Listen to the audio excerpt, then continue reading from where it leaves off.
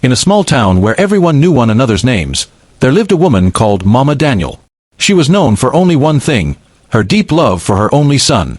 After losing her husband early in life, she poured all her strength, attention, and hope into that boy. She often said, "As long as I am alive, nothing will touch my child." The town admired her devotion, but they did not know that this same love would later become the very thing that ruined him. Her son's name was Daniel. From the moment he learned to walk, Mama Daniel walked ahead of him, clearing every obstacle in his path. When Daniel broke plates in other people's houses, she paid for them and smiled. When he insulted older children, she laughed and said he was confident. When teachers complained, she stormed the school and told them they did not understand her son. Slowly, Daniel learned a dangerous lesson. Someone would always save him.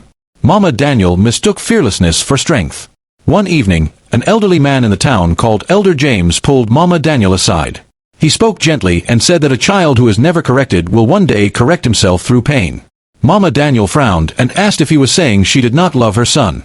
Elder James shook his head and replied that love must also teach limits. She walked away angry. That night, she hugged Daniel tightly and repeated her promise that no one would ever touch him. Daniel smiled, and the town grew quiet. As Daniel grew older, his behavior grew bolder. He skipped work and mocked elders. He laughed when warned. While other parents disciplined their children, Mama Daniel fought for hers. When Daniel was caught stealing small items from the market, she shouted at the crowd and asked if poverty was the reason they accused her son. Out of respect for her age, the matter was dropped. Daniel walked home free, and that night he did not thank his mother. Instead, he learned that rules were meant for other people. Years later, Daniel was no longer a boy. He was a man, tall, confident, and careless. One afternoon, a loud cry rose from the market. Money was missing, and witnesses pointed fingers at Daniel. This time, the evidence was clear. Mama Daniel arrived breathless and shouted louder than everyone. She accused the witnesses and cursed the elders. She swore on her life. The crowd fell silent, not because they believed her, but because they were tired. Daniel was released once again. Mama Daniel held his hand tightly on the way home, not noticing that he slowly pulled away. From that day, something changed. Daniel stopped listening to his mother. He stopped coming home early and stopped explaining himself. Mama Daniel told herself that he was now a man, but deep inside her heart, fear began to grow. She had protected him from the world, but she had never prepared him for it. One night, Daniel did not come home. Then another night passed, and another. On the fourth night, loud knocks broke the silence. Mama Daniel rushed to the door.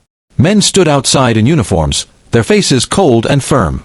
Her son had crossed a line that could not be erased. This time, there was no crowd to shout down, no elder to insult, and no lie strong enough to save him. Daniel looked at his mother, not with anger and not with fear, but with emptiness. As they took him away, Mama Daniel screamed his name. For the first time in her life, no one listened. That night, Mama Daniel sat alone and remembered every excuse she had made, every warning she ignored, and every correction she blocked. The truth finally stood before her. She had not raised a strong son. She had raised a man who never learned restraint.